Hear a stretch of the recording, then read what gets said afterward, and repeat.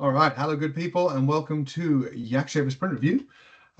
We are going through Sprint 27. So, Sprint 27, what happened this sprint is we had a problem where it wasn't sure whether it should send an email or not, because sometimes the word email was in the transcript, but it wasn't because you were asking it to send an email, and it would send an email anyway, so that's fixed. So now it's much more nuanced about that. It's more prompt adherent, so it follows what you intend. Fixed just to the prompt or anything else? Say that again? Was that a fix just to the prompt? It was just a prompt fix, yes. And that was something that Jack and I worked out together. Right. And do you have any idea the percentage of work that's in the prompts versus, the C# code versus the infrastructure? That's an answer. A question for you guys. I'm not sure about what do you mean by ratio.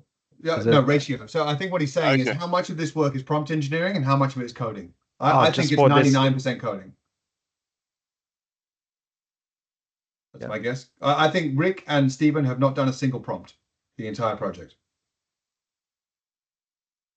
Correct. Stephen, that's an assertion. You can chime in. So sorry, what was the question again? Have you done any prompt engineering? Have you created any prompts, or is everything you've done being standard classical coding? No, I haven't done any prompt engineering for this project yet. And Jack, is most of your work also classic coding? I was focusing on prompt engineering, so I did a fair bit of work on prompt engineer. So I reckon maybe 20% of my work were focusing on prompts, but mostly testing the prompts. Right. Not right. How when you have a UX issue, it's got a prefix UX.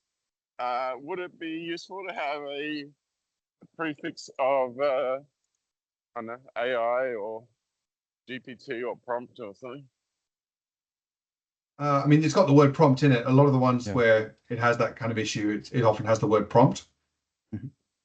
It's not necessarily, it is actually here, but mostly it's not a prefix, but it's normally mentioned that way. It's a keyword, for example. Callum, what's your thoughts? Yeah, I think it should have a prefix. Yeah, so do I. Okay, good. All right. Well, that one already does, so that's good. Yes, yeah, but Jack, if you could find a couple of old ones and just fix that up, that'd be good. Cool. So we have a bit of a system. Cool. All right, next one. So there was duplicate mentions in some issues, and so other issues, it would say Ulysses McLaren instead of @Uli1 or whatever. So it wasn't mentioning me properly. We found out the reason was when I was in Dynamics where I was listed, it was using a different contact. I had duplicate contacts in Dynamics, one of which with a Uli at SSW and another one with Ulysses McLaren at SSW. And when it was using the wrong one, it would not mention me properly. So that's been fixed through data. Do you want a mention at the bottom? There were multiples, so I picked one, so that a user could notice decisions it made.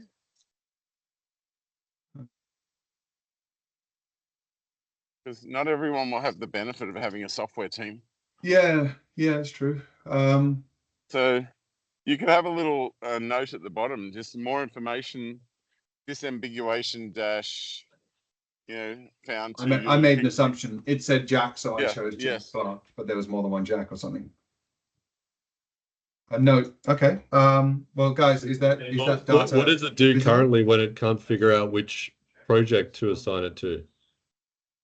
If it can't figure out the project, it asks you. Right. So why can't I do that with people as well? Why can't it say, hey, there are two Ulis, which one did you mean? And then if you see that both Ulysses McLaren, you realize there's a data problem. In this case, it was even weirder than that. It was a different email address. I'm not sure how are you guys actually choosing okay, sorry, quickly. This is a bit of a segue, but inside a project, if I go into any project, right, these people are not users. They are contacts, correct? Yes, Yeah. they are contacts. So how does it know? How does it? Is it using users at all, or is it using contacts? Have I got it wrong in my head how it's working? Like if it's going to pick Jean, is it just looking at his email address? How does it work out who Jean is inside Azure DevOps, or is it just doing a name match? So the way it works is it gives a list of name and it has a prompt. We give the prompt and list of name to AI to figure out who is actually mentioned in the prompt, and then we use that name to query dynamic to get all the details Okay, about John. so if I say a name, it'll look at users. But if it's just trying to figure out who the product owner is, yeah, how's that work?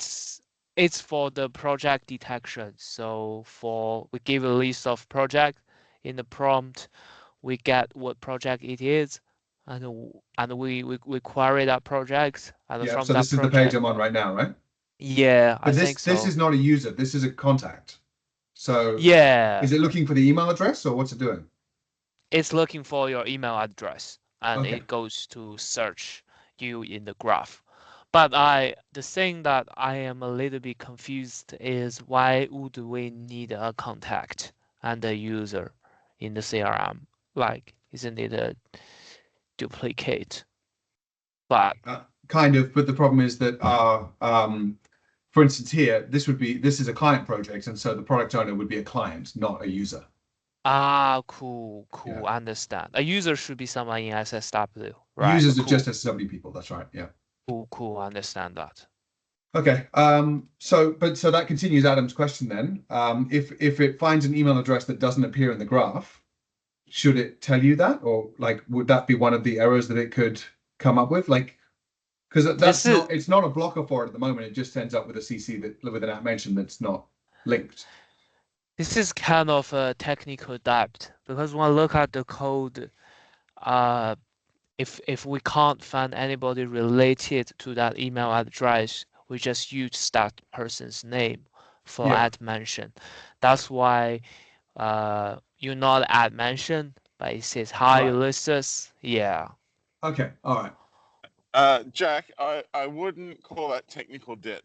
Technical debt is usually just code that must be cleaned up to extend it later. So it's more like just a limitation that we don't give the choice to disambiguate. I think that you will make many decisions when you're using AI because it's not right. It's just following patterns. When it does have a choice, you should either have a framework where you can pick it, similar to the project, and let the user do it, or just put a note in the email that an assumption was made. Yeah.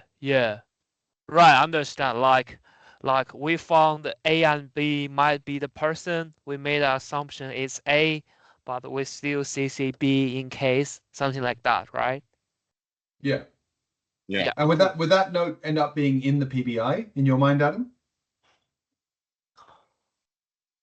Yes, I think you either think it raises to the significance of a project where you want to get it right, which you do want to get it right, otherwise it goes in the wrong backlog, or you think it's insignificant and it doesn't matter if it emailed the wrong person, which to me is just as significant. So then you should pop up the same UI.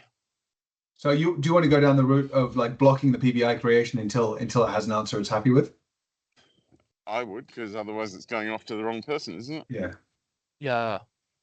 But in this case, you still wouldn't know why that's happening, right? You, as a user, you'd just be like, you would know because you would see two names in there and thinking, why is it showing two names? Would it show two names? Because it's only going to be showing you a drop down of people in the graph, and there's only one Yuli in the graph. Oh, I thought that you had two Yulis with two different. Not two Yulis in the graph. There were two Yulis in Dynamics. Well, it's the same thing, isn't it? No, they're not Dynamics users. Dynamics contacts. Yes, that's duplicate. Yeah, The same thing. but it's not. But when you say, you know, did you mean Ulysses? It's not going to give you a list of contacts. It's going to give you a list of people in the graph. Callum, do you understand what Yuli's saying? And I could be wrong, by the way, obviously. Nope. Yeah, I can't follow. Like you've Okay, got so all right. users. If it goes, all right. I found this person Yuli at SSW. I don't know who that is. That's not in that person isn't in the graph. There is a Ulysses McLaren who sounds similar. Did you mean him? You know, that's not. What telling do you mean by there's two. in the graph? I don't know. I assume it's using the graph to work out who the list of users are. It's gonna. Isn't that what you said, Jack? So let me explain this a little bit. So we have a user in the graph. We have a user in the dynamic. We have a user in the Azure DevOps. The way we connect those users in different applications is the user has an ID. That ID is the graph ID of a user. So that's why we say this is a user in graph. But that user is unique in graph, unique in Azure DevOps, unique in the dynamic users. But now we have a minor problem is apart from users in dynamic, we have contacts. So one user may have two contacts. So that's where the duplicate of Yuli appears. Is that making sense to you guys? It is, but couldn't we just say it doesn't matter which contact it is, it's the same Yuli, so always use. Yeah, I got that. Maybe all we need is a slightly fuzzier search. So instead of looking for Ulysses McLaren at ssw.com.au, go, well, the closest person I could find in your user list is this guy. So I'm going to use him. Yeah, you're right. Like search for your name.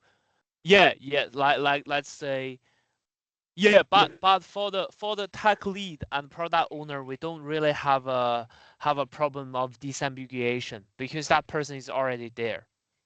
But the problem was that there was multiple Ulysses McLarens with different email addresses, right?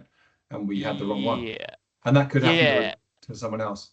Yeah, right. I got you.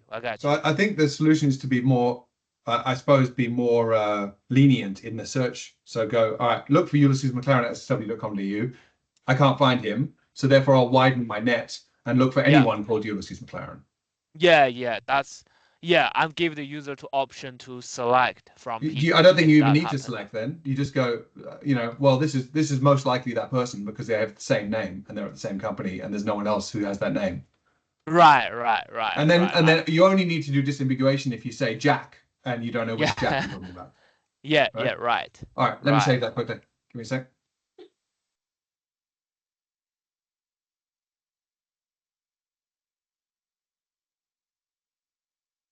Add a feature in YakShaver where if the project is found, and it has a contact in the field, but that contact has the wrong email address. So for instance, in my case, I had a contact that said Yuli at ssw.com.au instead of Ulysses McLaren at ssw.com.au, and it doesn't find a match on that email address, then it should widen the net to do a search for people with my name instead of just my email address.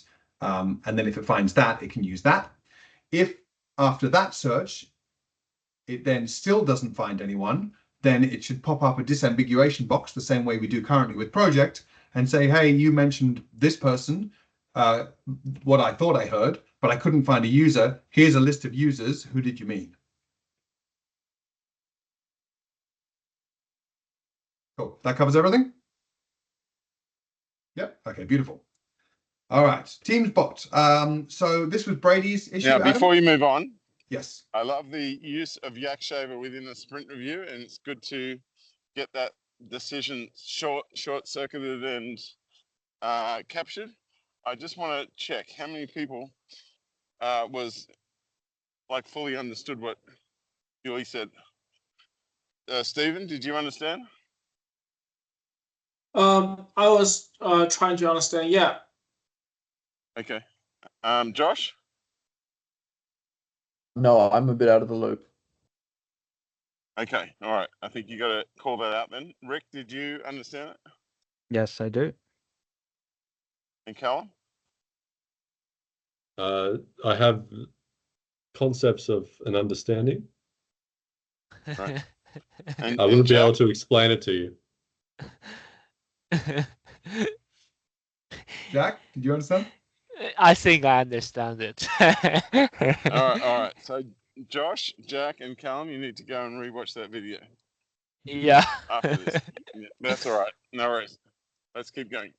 Okay, cool. And by the way, if anyone needs me to give more clarity, I think I'm taking my cues from Jack here on how I think that needs to work. But I'm happy to help. Yeah, I personally, before recording it, after you and Jack were in sync, I would have restated it to at least to Callum or Callum and I, and say I'm going to just check that you agree with this before recording it. Yeah, fair enough. Yeah, because what you record is going to be referenced several times, and if it could have been clearer with a quick conversation with Callum, it will be cheaper to fix. Yep, fair call. Okay, so moving on to this next one. Brady wanted to be informed when it chucks an error and not be left hanging or guessing, which is now the case. The errors are not descriptive. It just says we ran into an error or something like that. Do you know the exact wording that it uses, Jack?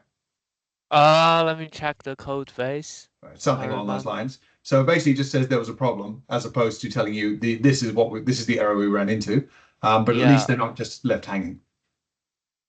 Yeah, let me send you that message, and Sure. let me know if you are happy about it. Okay. Moving on to the next one. Stephen has updated the gamification so that it stores the project as well as the person. So we can start slicing and dicing that data later if we want to see, not just does Yuli use it a lot, but which project is he using it with, or is he sending emails or PDIs or whatever. The front end for that is close but not quite done. Stephen thought he had it knocked out, but then he ran into a problem right before the sprint review, so it's not quite there. And he has acknowledged that it is going slowly. Right. Okay. Where is he storing that data? In a database. Okay. Which database? Currently, the database is installed in Azure. Is that right, Rick? So, Yes. So, Stephen, let me get this right. You actually don't know where the data is being stored for what you're coding. Yeah, that's because the data connection string has been already implemented in the project. So yes, when I get that, but you should definitely look at what's there, and you look at the surrounding tables, and you should have a general concept of where your data is going. It's really important. Okay. Yeah. Yeah. So make sure that you have a look in that it is the place that you would store it. Yeah. Okay. Okay. So I'm going to skip the retro, if I may, to go straight to planning because I'm running a bit late. And that's the missus. Okay. Hello, missus. No, I don't. Do you want to grab them? Can you grab them? Thanks, Mike. Cool. Just getting the kids. Okay. So here's what we're doing for the next sprint. Does that mean that we can do the retro now? No, I've got to take it to the therapist. Okay. The retro wasn't super amazing. Okay. Well, look. Okay. I'll do a quick retro. Hang on. Okay. Well, just tell me the best and the worst. That'll do. Okay. Here you go. So the new video is live on the homepage. It went down really well at the conference last week. It did.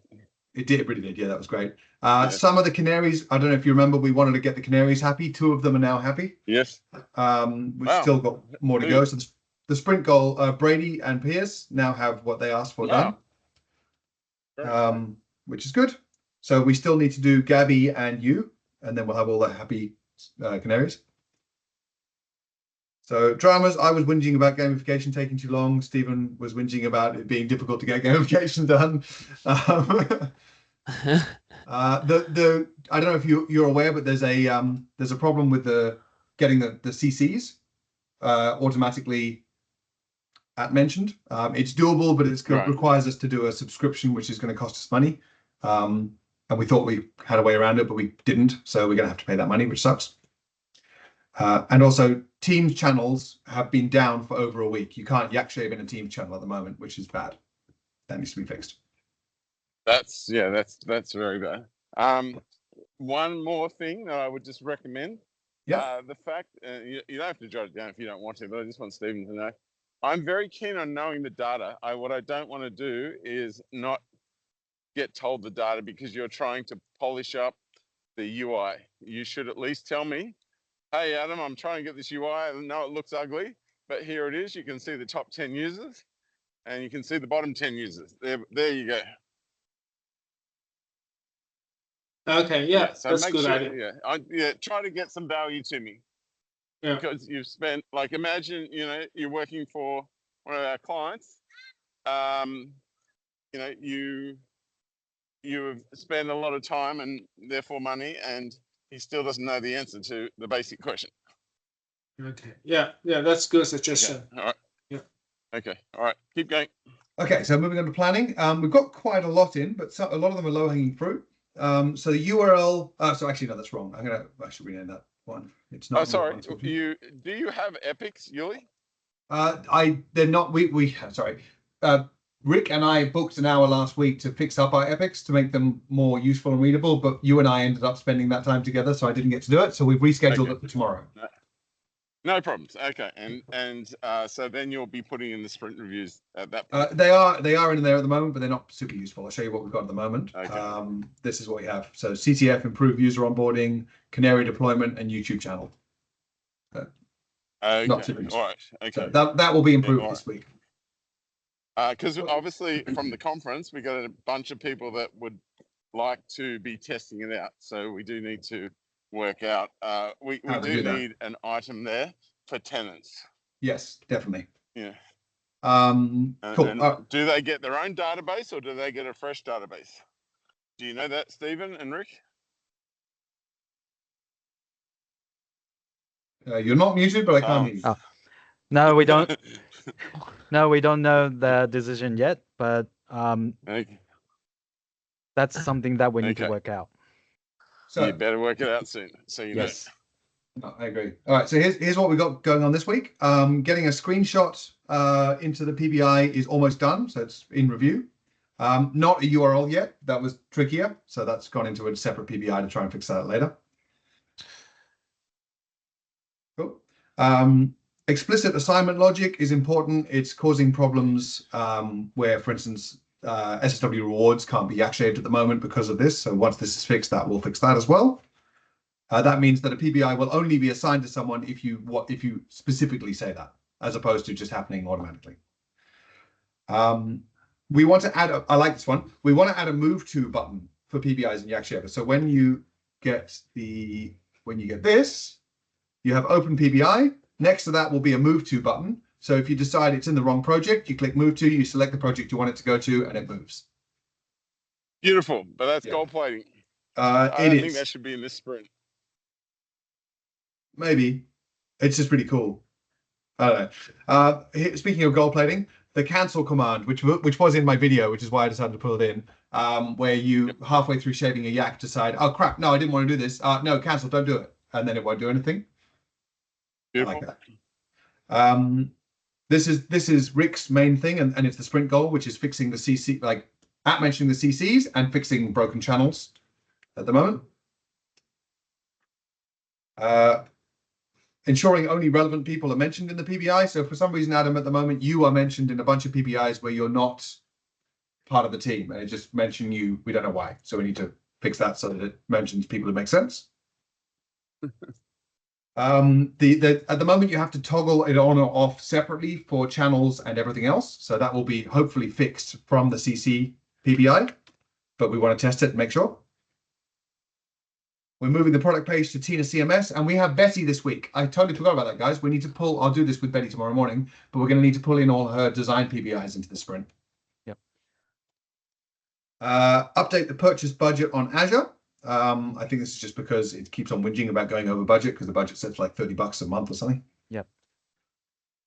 Okay, Adam, you're going to like this. Video or audio should be uploaded to YouTube. Beautiful. Yay. But I love that feature, but I still think that the tenant stuff is higher priority. So, okay, good point.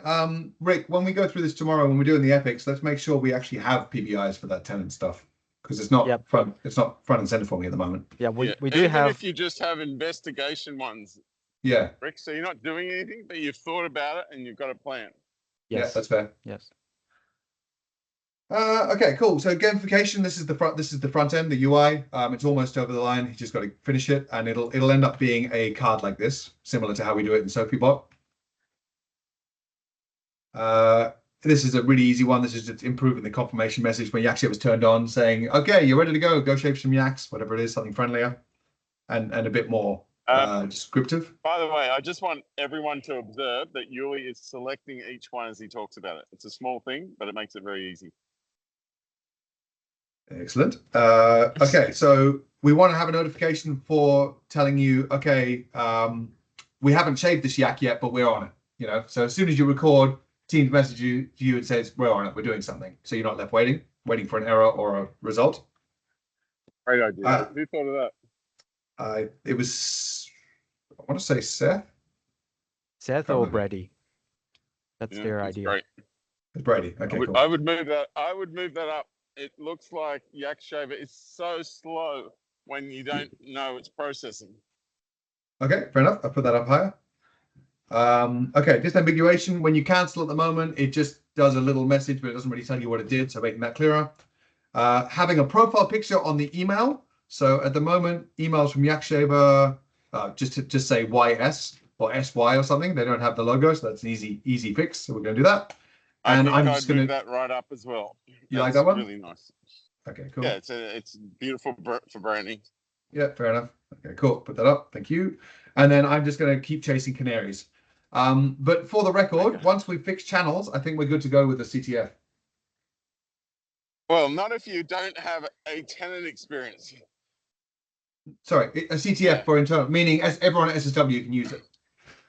I know, but we'll probably be putting the video live, and there'll be people commenting about how cool YakShaver is, and so they go, "Oh, I want to try it too." Right. All right, that's big. I think that's a lot of work. I think we could have everyone using it internally in the meantime. We can, but we need to know how much work that is. You can do it like Sugar Learning, where it's just more records in the same database, or you can do it like TimePro, where you create a database on the fly. All right, Rick, can you take a note so that when we're working tomorrow, we focus on that as well? Sure. Yep. Cool. All right, awesome. Guys, thank you very much. That is everything. We'll see you next time. Great work. See you. Bye. Bye. You're the worst. Okay, cool. I've stopped recording. Thank you guys very much.